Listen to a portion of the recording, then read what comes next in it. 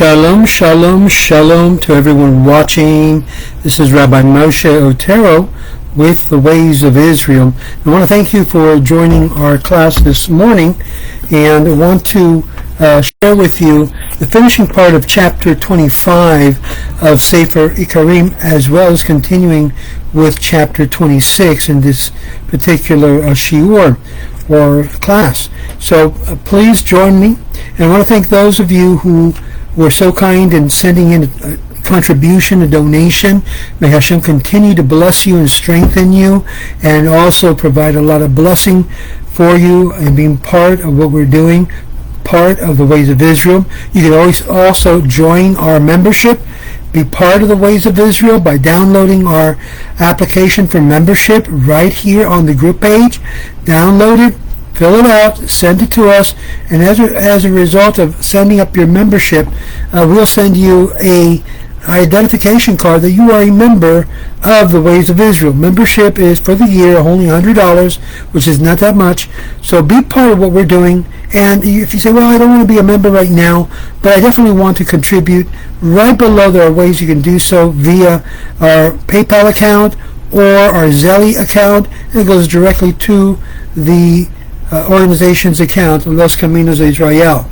I also want to thank those of you who are also helping in contributing to our GoFundMe account to raise money for the purchase of a property, a place where we can call home and bring people together and be a light unto the nations, no matter where we're at. So be part of what we're doing. Help us.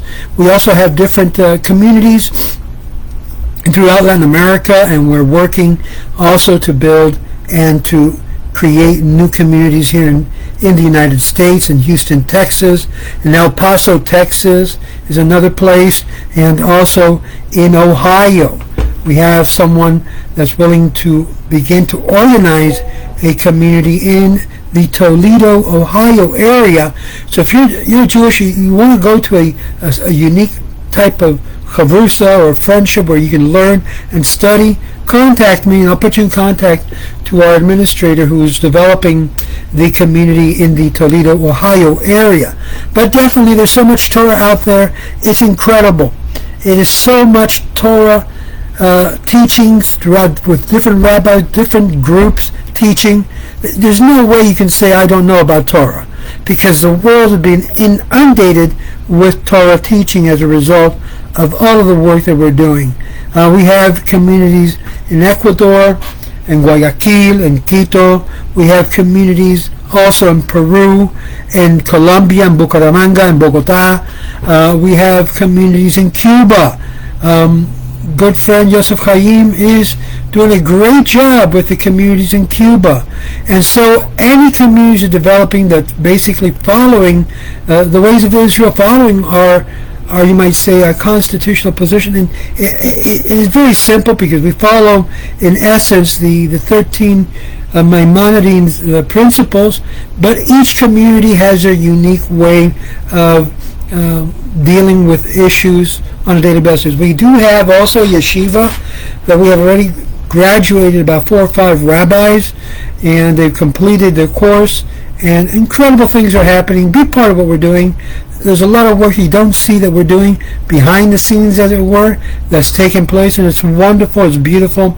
And if you're a rabbi and you're not connected to any movement or group, and you would like to participate, we'll be more than happy to send you our, you might say, constitution as an organization, as a Jewish institution. And if you want to join, you're welcome to join. We need actual workers in the field.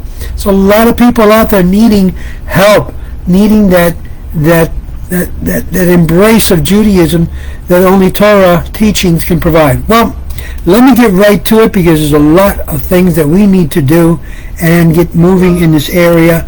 And so we're going to go get started where we ended up yesterday, which was in chapter 25 of the Sefer Ikkarim. We didn't get to complete the whole chapter, so with God's help, with your patience, we're going to try to continue chapter 25 and move on to chapter 26.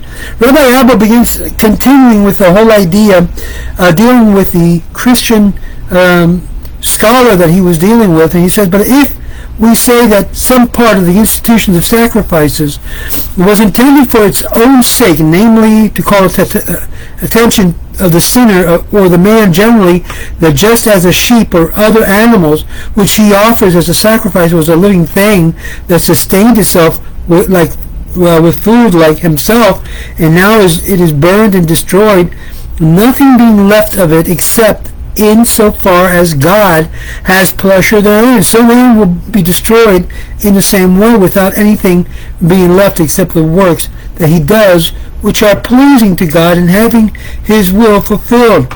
This being the superiority of man to animals. This is the purpose of causing man to devote himself to doing good. To doing good, which is the ultimate purpose of man, to do good. Keep his commandments, and is fulfilling the purpose of himself doing good and that which is right in the eyes of God, in order to acquire immortality, which is the real perfection of man. Now, if we say that the purpose of sacrifice is to bring together and unite the upper powers with the lower, as the Kabbalists think, in any case, we cannot say that the mode of worship is improper one, since the senses testified that those things were pleasing to God. For the fire came down from heaven and consumed upon the altar the burnt offerings and the fat. Fire came down for Moses in the tent of the meeting, for Solomon in the temple, and for David in the threshing floor of the Aravna, the Jebusites, and for Elijah at Mount Carmel. The presence of the divine, or the Shekinah, or the Holy Spirit, rested upon Israel throughout or through the offerings, and the priest foretold the future through the Urim Tumim, and as the senses testified. Nothing like this can be cited in all the offerings of the Christians. They cannot show a single continuous and public sign, well known to all as in the sacrifices. Their statements that their offering benefits the soul is one that is not testified to by the senses nor proved by the intellect. And thus the rabbis say in reference to such a situation, if one desires to lie, let him cite witnesses which are far away. Moreover, the sacrament of bread and wine of which they speak is not an offering at all. The bread and wine is not an offering to their God, but as they say, it is the body of their God. For they say that the body of Jesus, which is in heaven, and his very great extension and magnitude, comes to the altar and clothes itself in the bread and in the wine, that as soon as the priest has pronounced the word, no matter who the priest is, a good man or bad, the whole becomes one with the body of the Messiah, who comes down from heaven instantaneously, and after the bread and wine has been consumed, it goes up to heaven again where he was before. This takes place at every altar, and such is their idea concerning their offerings. None of this belief of human ruin and utterly rejects and cannot accept or conceive, for it is in conflict with the first principle and with the evidences of the senses. In the first place, this is, by the way, what Rabbi Alba is referring to regarding the body. He's talking about the transformation of the body and wine to the body of Christ, literally, and the blood of Christ. And here is a very strong understanding of the Catholic conception of communion, quote unquote. You'll see that also involved in the evangelical practice of what they call having communion, which they usually have a little cup of wine or grape juice and a piece of matzah or bread that they give out for having Holy Communion, because this is my blood, it was poured out for you, this is my body that has been broken for you. All of this is what Rabbi Alba is referring to. Now, in the first place, it demands belief in the instantaneous motion from the highest heaven and the throne of glory to the earth. Secondly, it requires belief in the simultaneous presence of one body into two or more different places, for the body of Messiah is present on different altars at the same time. Thirdly, it involves the belief that the body of the Messiah goes up and down without breaking through the body of heaven.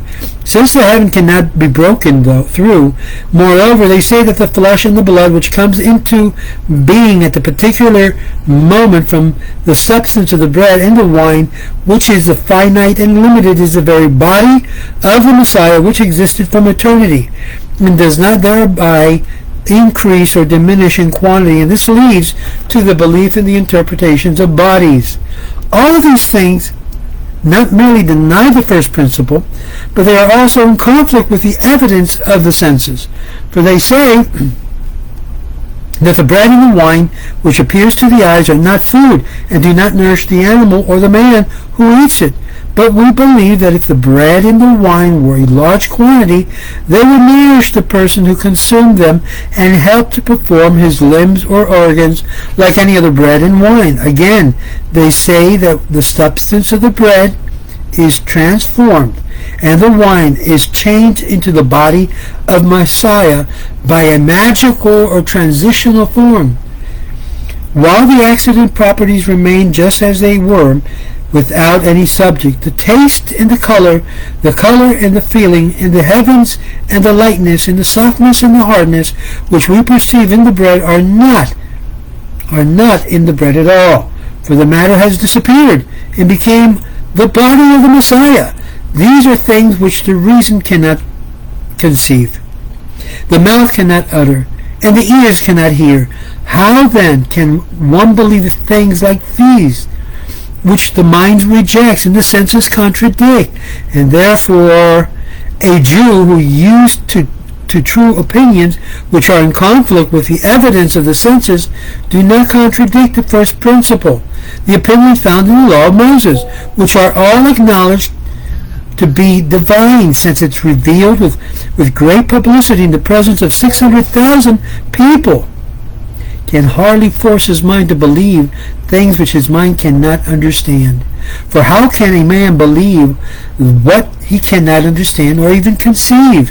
It is especially difficult for him to believe in things stated in the law of Jesus when he considers the fact which they lay down as the basis of their belief, namely that Jesus was the Messiah, the son of David, is uncertain. For the chapter 1 of the Gospels of Matthew traces the ancestry of Joseph, the husband of Miriam, so as they say, her betrothed to Solomon and David, and say that he was of royal descendants, whereas in the 3rd chapter of the Gospel of Luke, it is said that he was none of the royal descent. He was descendant of Nathan, the son of David. Both of these genealogies concern Joseph alone, not Mary. For they say that Joseph never knew Mary, that is, Miriam, either before the birth of Jesus or after. This despite the fact that the Gospel of Matthew, the statement is made that Joseph did not know Miriam until Jesus was born, which would indicate that afterwards he did. And we find in the same manner the Gospel of Jesus, says Rabbi Albo, had brothers, which would lead to the same results. They explain, however, that the brother means relatives. The statement, too, that Joseph did not know Miriam until she gave birth to Jesus, they explain like the verse, "For I will not leave thee until I have done that which I have spoken to thee of." And we explain in the passage, "The scepter shall not depart from Judah until the ruler's staff from between his feet, until he comes to Shiloh. And unto him shall the obedience of the people be." The meaning which is that afterwards too the scepter shall not depart. If this is so, Joseph's descendants or descent does not benefit Jesus at all. And how do we know that the genealogy is of Miriam? Moreover, how can a Jew who is familiar with the Bible and sees the biblical passages cited in the Gospel and in their other books as evidence to prove the things intended at all? How can such a person bring himself to believe in their ideas? This is what Matthew, that Jesus was born of a virgin, to fulfill the words of the Bible. Behold, the young woman, Alma, shall conceive. But everyone who can read and knows that even a child in school is aware that this verse was said to Ahaz about 600 years before the birth of Jesus, as a sign that the kingdoms of Syria and Israel would be destroyed, and that the kingdom of Judah would remain under the king of the house of David. So how could Jesus' birth of the virgin be assigned to Ahaz? Complete contradiction.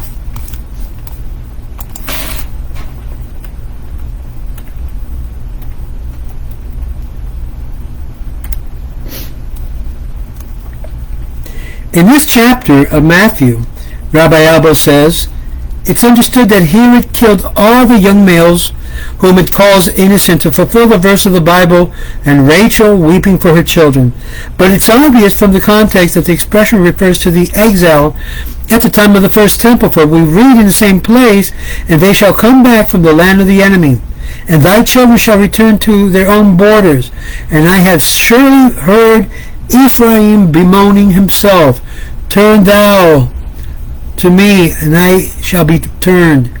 There are also other verses in the Gospels interpreted erroneously, and this prevents one believing that the law of Jesus is divine, is inspired by God.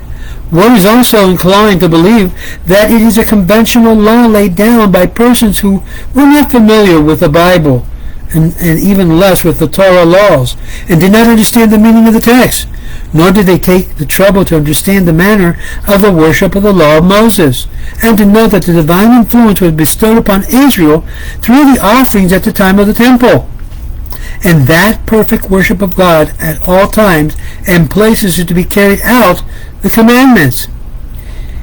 In that part of the commandments which pertains to the relationship between man, and which is called judicialis, the laws of Moses, and more perfect than any other law, it enjoins upon us to love the love of mankind. And thou shalt love thy neighbor as thyself. It forbids hatred. Thou shalt not hate thy brother in thy heart, specifically referring to Esau.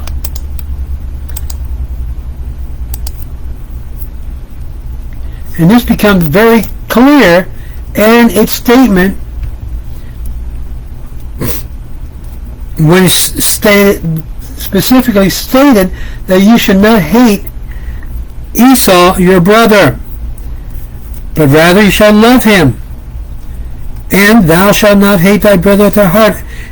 In respect to the strangers or the convert, it also says, and ye shall love the stranger, the convert, and admonishes us not to vex him, and there's not to put so much stress upon him or troubles upon them. And he shall dwell with thee in the midst of thee, in the place which ye shall choose within one of thy gates, where it is like him best, that thou shalt not wrong him. You're not to wrong a proselyte, a convert. And this applies not merely to a proselyte, but also to one who is not converted to Judaism, provided that he does not worship idols. The Torah also commanded to be kind to him. Thou mayest give it to the stranger that thou is within the gates, that he may eat it. This refers to the foreigner living in Israel, who is permitted to eat the flesh of an animal that dies of itself. Interesting, I'm going to be doing a video, not at this moment, but later on, the difference between the kosher slaughtering and that of the Muslim slaughtering, if we are allowed to have, for example, halal meat or not. That's going to be a video that I'm working on as we talk right now, developing all the points of reference so that that question is answered and solved. In Israel, obviously the non-Jewish person is permitted to have halal meat, and it's also available to the population. The Torah commands us to be kind, not to scream obscenities and curse them.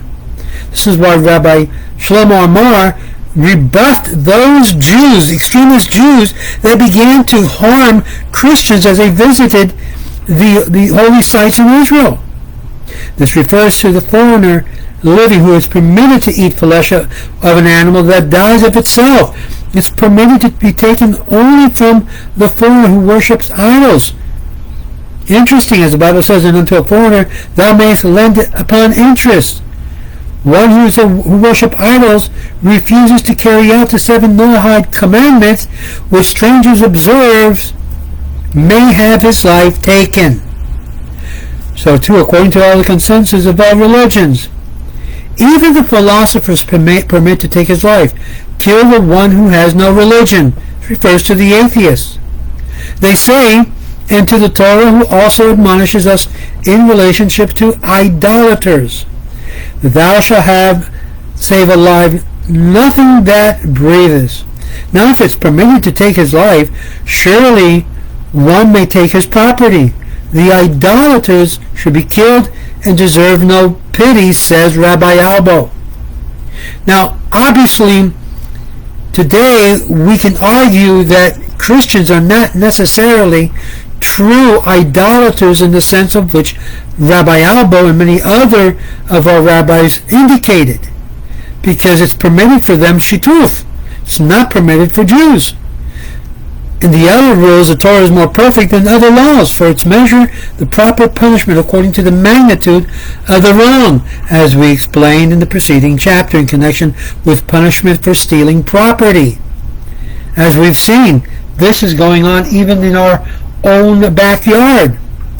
As the rules relating to the unintentional homicide, we must bear in mind that it is unintentional homicide which is often very close to intentional ones. Therefore, the Torah permits that the avenger of the blood to take the life in order that a person may be very careful in this manner. That this is the explanation is correct is proven by the fact that if the homicide could not be avoided, the result he does not have to go to exile and to avenge the blood if the blood is guilty of a capital offense. If he puts himself to death, for example, he threw a stone and the other put out his hand and was struck. The reason for making his return from exile depend upon the death of the high priest is explained by our rabbis as follows. This matter is made dependent on the life of the high priest, and they say that in order that he may be careful to pray for mercy in behalf of his contemporaries, that no wrong may occur on the account of them. Besides, it is generally the case that the righteous bear punishment and suffering for the sake of the common people who are sinful. This Ezekiel was told by God to lie on his side and endure the suffering so that he might bear the iniquities of the house of Israel. It is not to be wondered at all that the priest is punished for the iniquities of the people. Ezekiel was a Kohen.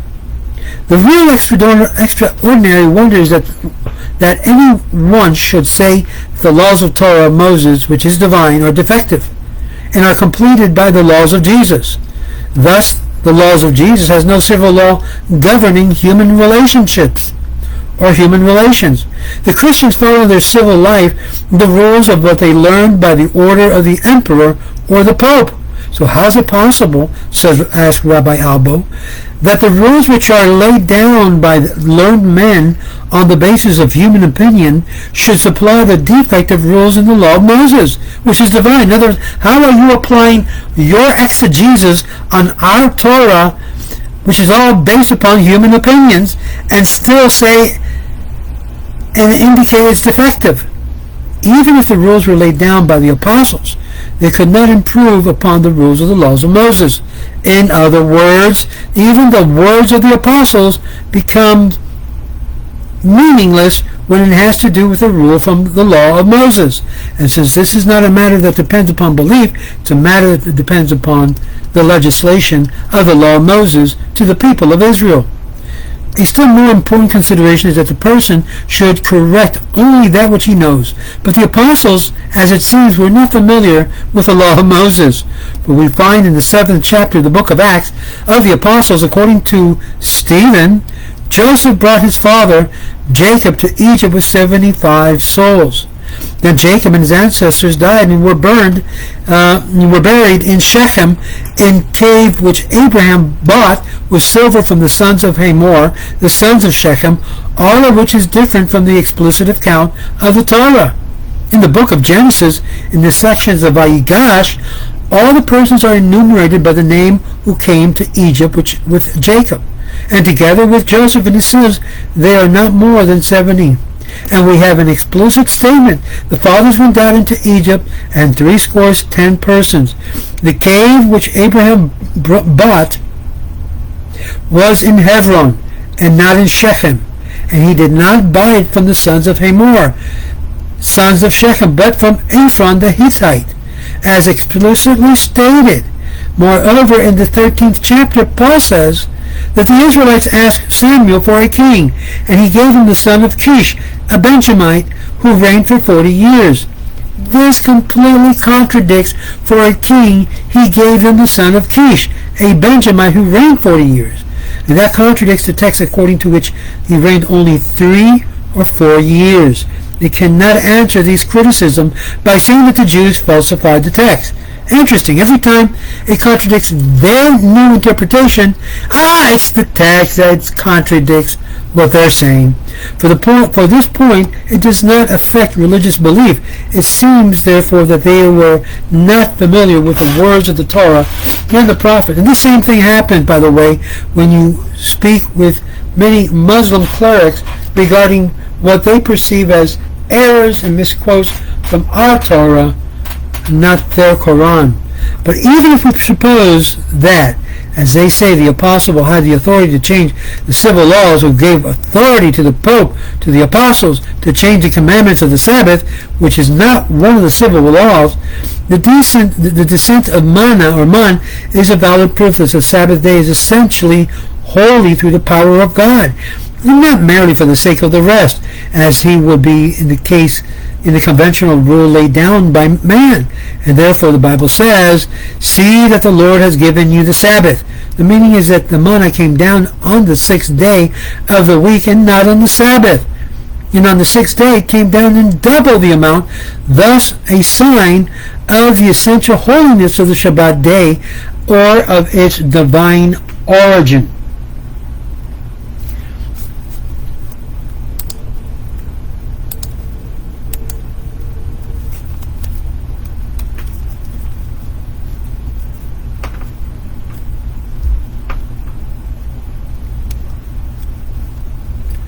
So no man, therefore, can abolish the Sabbath, and especially since it is one of the 10 Commandments that even Jesus and all of his disciples observed on the Sabbath. And it was only about 500 years after Jesus that the Pope changed it and substituted for Sunday for the Sabbath. This despite the fact that the manna, the bread, was a clear sign of the essential holiness of the Sabbath day, a sign without any defect. And the Sabbath is one of the 10 Commandments which they admit to be free from defect. But it seems that their purpose was to destroy the law of Moses on their own account without any reason or argument. For neither Jesus nor his disciples gave any such commandment. It's clear, therefore, that the charge of imperfection which he makes against the true law of Torah of Moses is not all sufficient to abolish them. There's no new law that was given. And even Jesus said that everything that they command you to do, do it. The change of imperfection brings against the third part of the Torah, namely the moral precepts, on the grounds that the law of Moses prescribes only correct action but not a pure heart. It is opposite of the law of Moses and prescribes only correct action but not pure of heart. It is opposite of the truth. For we do not read, and this is very important, but do we not read, "Circumcise therefore your foreskin of your heart, and thou shalt love the Lord thy God with all of thy heart, and thou shalt love thy neighbor as thyself, but thou shalt fear thy God. Thou shalt not take vengeance, nor bear any grudge against the children of thy people." The reason is the command right action, and it's right action. It's not, I feel it in my heart, the purity of the heart. is of no account unless the practice is in agreement with it. The important thing, however, is the intention. King David says, create me a clean heart, O God. That there are many other passages of the same kind, more than we can enumerate here. So it is clear, says Rabbi Albo, therefore the law of Moses is perfect in all manners of perfection, and not imperfect as the Christians thought. David made allusions to this briefly, praising the law in respects to 4 causes. The law of the Lord is perfect, restoring the soul. Literally, creating the soul. The word of the law refers to material cause. Calling a Torah teaching law indicates that all of the narratives in it is like those of the drunkenness of Noah and Lot, and so on, were put there to give rules to the population and guidance. And for no other purpose, the expression of the law of the Lord indicates that it is perfect in respect to the efficient cause. For since the efficient cause is God, it cannot have any other defect which may exist in human law. The word perfect denotes perfection in form, while the expression restoring the soul refers to perfection of purpose, namely the happiness of the soul, restoring the soul to the goodness of the soul, and similar to the statement of Solomon, and the spirit returns unto God who gave it. Now here again, the Christian translator, Jerome, erred in his translation for the word tamimah. Tamimah is usually translated as perfect, but it means complete, whole, which renders without blemish. He did this so not as to ascribe perfection to the Torah, in order that he might say that it is defective, and that the law of Jesus completed it. But this is a mistake. And here the word tamimah means perfect or complete, without any doubt. In this section dealing with the red heifer, the word tamimah occurs, and yet the text finds it necessary to word wherein is no blemish. And this shows that the word tamimah, one thing, and no blemish needs another. And our rabbis explain tamimah means perfect in readiness. This shows that tamimah always denotes ultimate perfection or wholeness in a given line. Since therefore the Torah has been described as perfect form, tamimah, in purpose, restoring the soul, in respect to its efficient cause, who is God and therefore perfect in matter, which is the Torah, guidance and rule is clear that it is free from all defects and perfect in all manner of perfection. And this concludes what we intended to explain in this chapter 25, and now we're going to enter into chapter 26. ברוך אתה אדוני אלוהינו מלך העולם שהכל נהיה בדברו.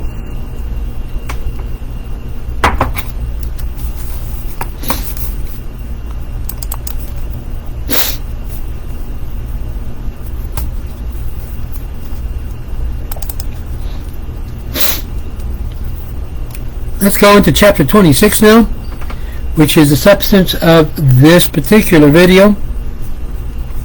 And Rabbi Albo continues that inasmuch divine law is a rule and a guide for human race emanating from God, it necessarily points to the bond and a union between God, who is the author of the commands, and man, who is the subject of them. Hence, it is clear from this aspect that the hearing of a command from God necessarily proves that there is such a thing as a prophetic inspiration, divine revelation, and that there is a God who is the author of the law, who exercised providence.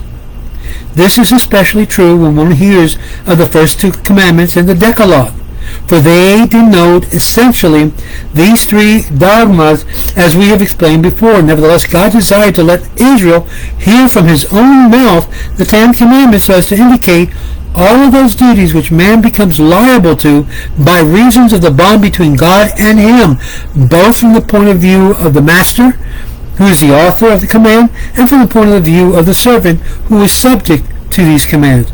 For this reason they were expressed in the 2 separate tables, to indicate that these 2 aspects are different from each other.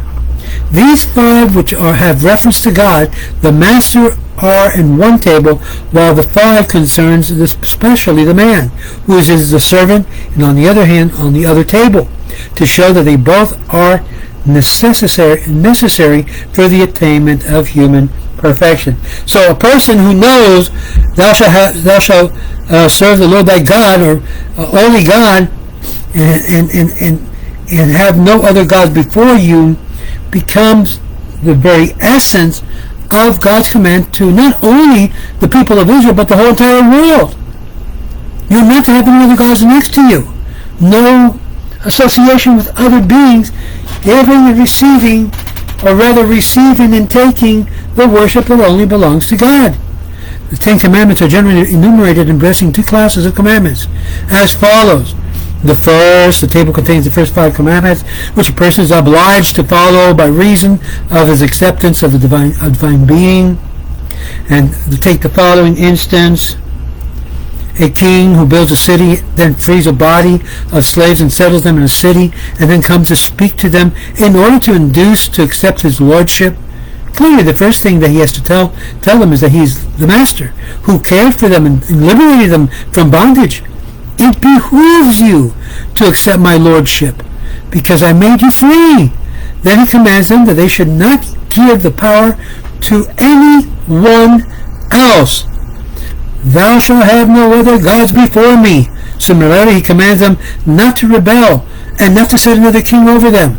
This is exactly what Rabbi Albo is directing to the Christian population. When you make, quote unquote, Jesus your Lord and Savior, you're making another God that is not the God of Israel.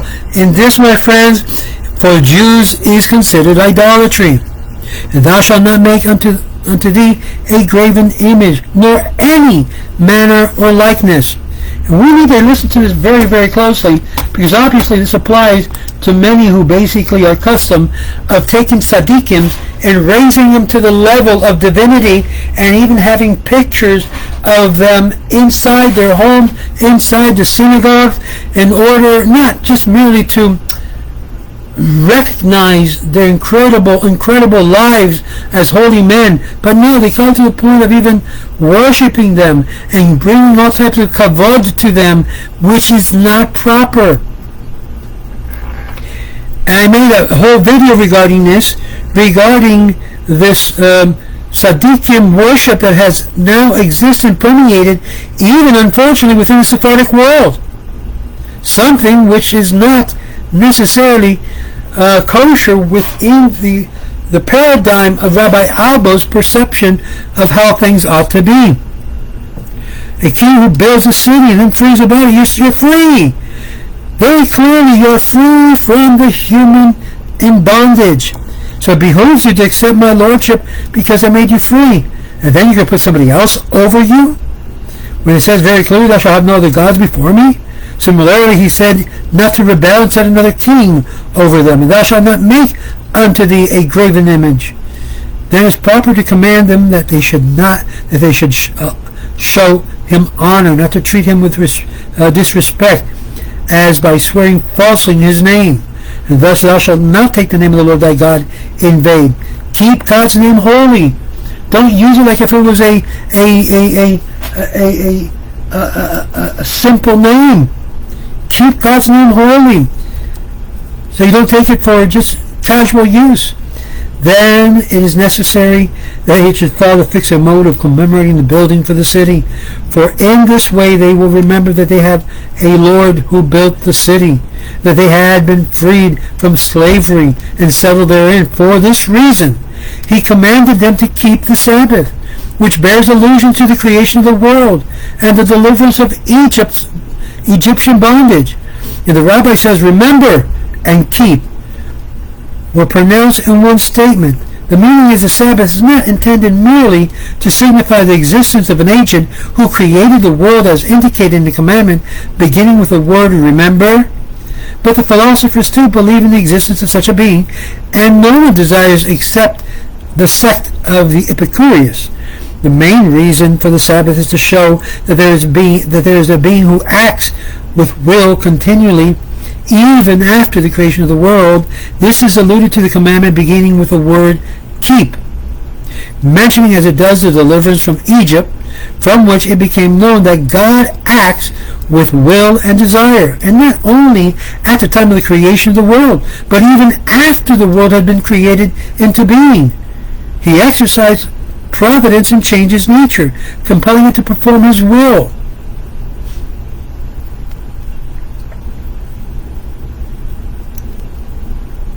And desire at all times, as he did in delivering Israel from Egypt, to refute the notion of those who say there is nothing new under the sun.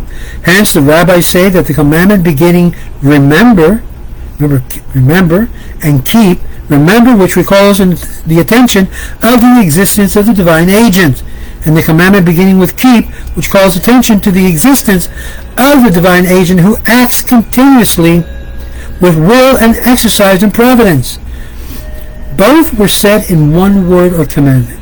In the word which commanded the Sabbath, for the purpose of the Sabbath it shall be called into attention to the existence of the divine agent continually acting with will and exercising providence, and not merely to teach the existence of a divine agent. In other words, when you keep and remember the Sabbath, you are bringing God into your rest. Consider this carefully, for it is a wonderful interpretation of the rabbinic passage, which I have not seen adequately explained by any other commentator, says Rabbi Albo. Some say that the word remember denotes mandatory commandment, while the word keep signifies a prohibitive or negative commandment, as the rabbis say. Take heed, literally keep thyself, lest and do not are indications of prohibitive commandments. According to the meaning of the passage in question, in the precept of the Sabbath necessarily embraces both the positive and the negative commandment as positive commandments, alluding to the creation of the world, and a negative commandment, cessation from work, as a memorial of Israel's deliverance from bondage. For as a slave cannot cease from work, cessation from work is a memorial of deliverance from Egypt. But according to the explanation, the version of the commandment begins with the word remember, and should not contain the prohibition not to do the work. And since it does contain the prohibition, what need is there of saying remember and keep or pronounce in one commandment? Another explanation is that this: rest in the general would be a commemoration of the deliverance from Egypt, for a slave cannot rest. If the prescribed rest were to take place one day in 10, it would still be a memorial of deliverance from Egypt. But since the commandment is to rest one day in 7, it's a memorial of the creation of the world. For in 6 days the Lord made the heavens and the earth, and on the 7th day he rested from his work, or he rested from work and rested. Hence the rabbis say that the two versions of the Sabbath commandments were pronounced in one statement. The explanation, however, is not satisfactory. Why not say that the whole is a commemoration of creation? The idea intended in the statement is that there are various reasons for the commandments of the Sabbath. There's no reason for saying that the two versions were pronounced in one statement. There are many commandments which are more than one reason, and yet the rabbis did not say that they were pronounced in one statement. According to the explanation, however, the two versions had to be pronounced in one statement, and that one indicate that there is a divine agent who brought things into being, and others show that he is a voluntary agent and that he acts continually and he exercises providence. The one is not sufficient without the other. The Sabbath day, therefore, points to both these ideas because they are both necessary for a proper conception of God.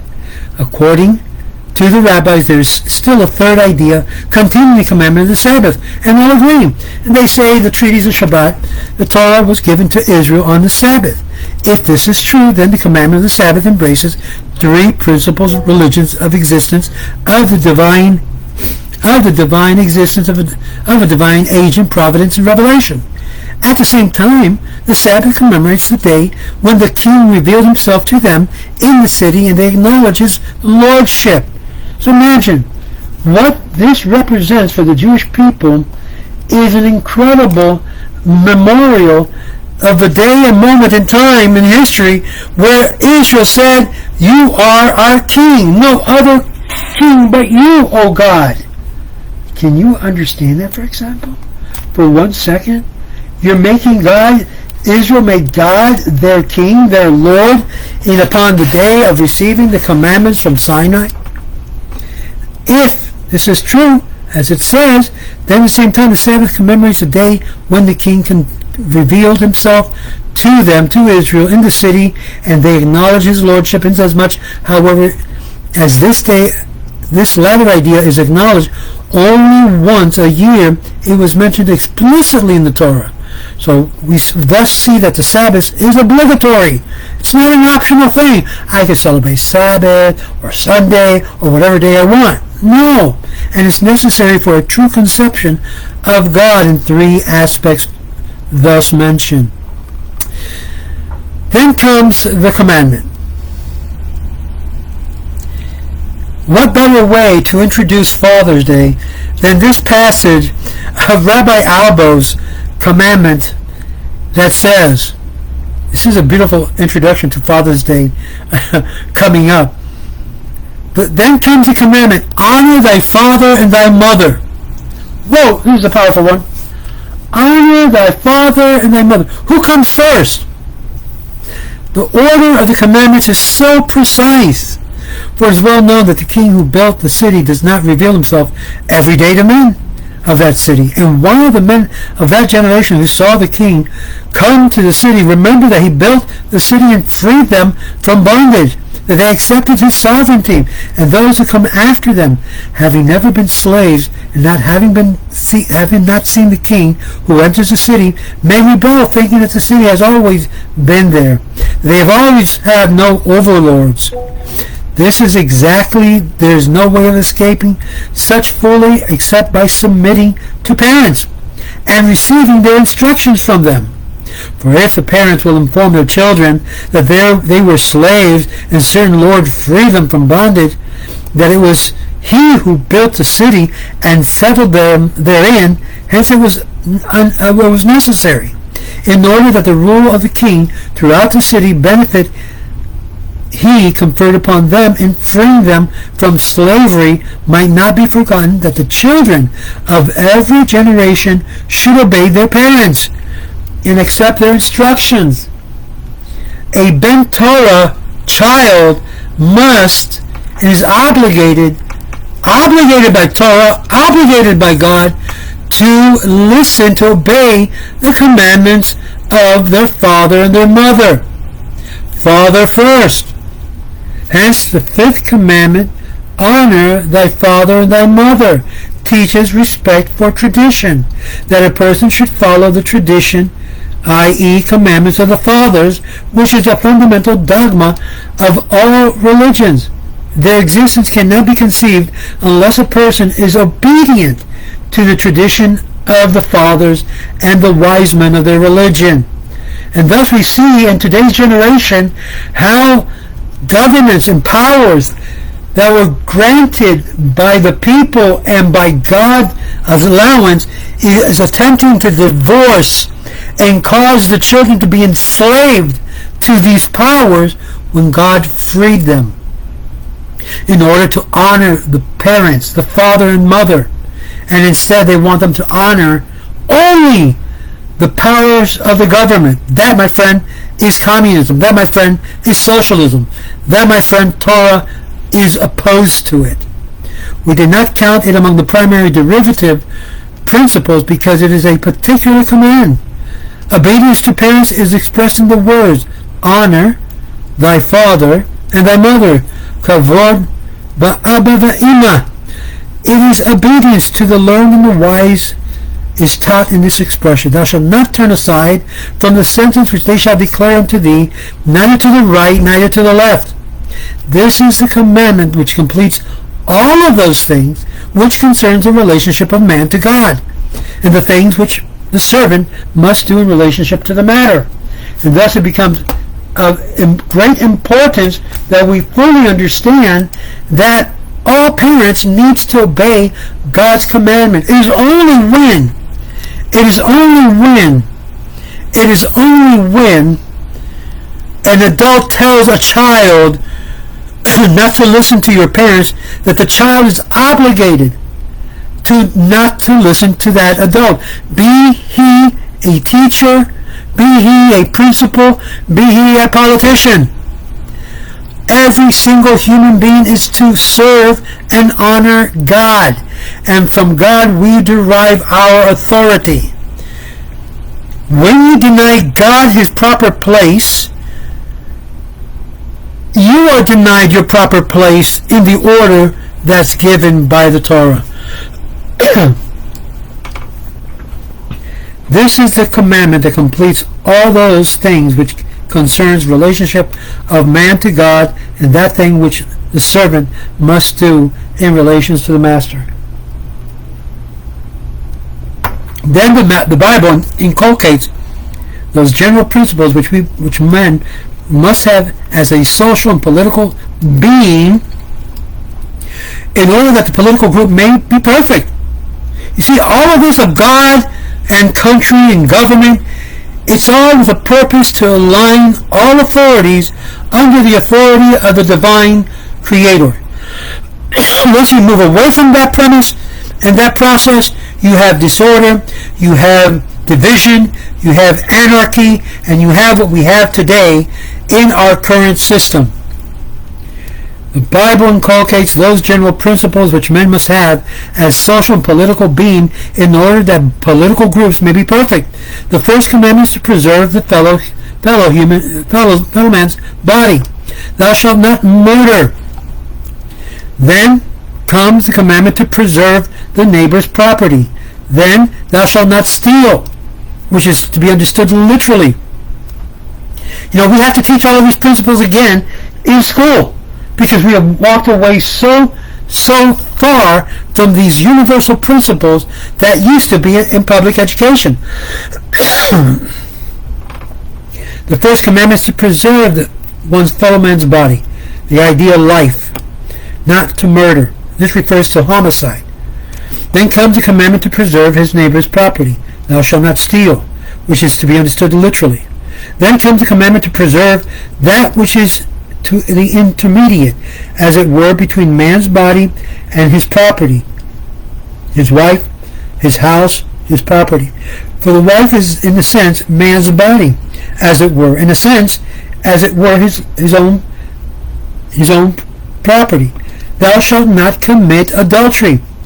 When he adds that it is not sufficient if one refrains from injuring his neighbor in his body or his property or his wife, but that must take care of it not to injure him even by a word, even by speaking things that is inappropriate. Thou shalt not covet thy neighbor's wife, nor his field, nor his manservant, nor his maidservant, nor his ox, nor his ass, nor anything that is thy neighbor's. Oh, what a distasteful presentation we saw recently at the White House lawn as they were celebrating that month of sin. This completes the general rules which are necessary for a man as being that must associate with others, as it says in the first book.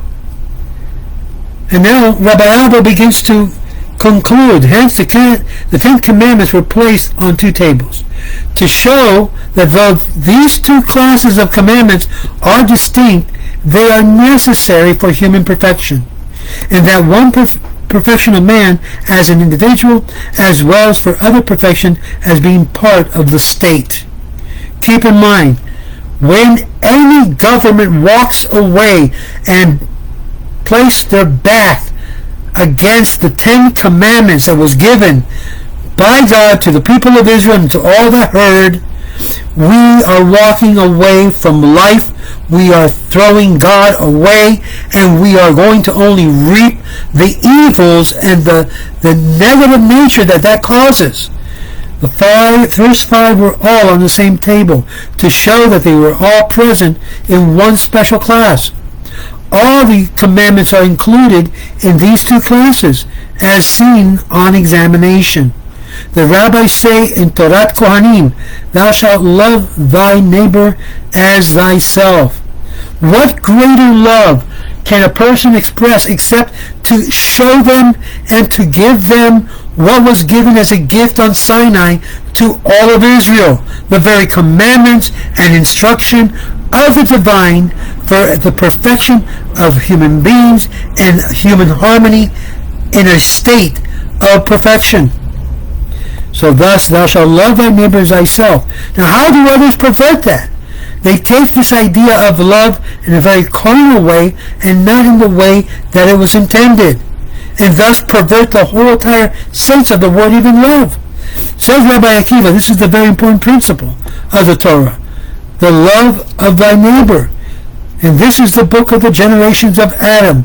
It is an important principle, as we've explained in the 24th chapter of this book in the previous videos of this series.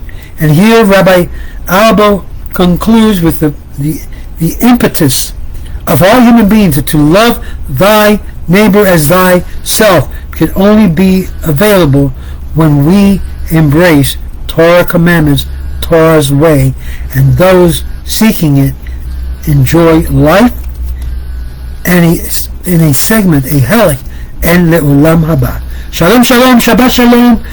This is Rabbi Moshe Otero. Be part of the Ways of Israel. Join us today by contributing and taking on being a member of the Ways of Israel.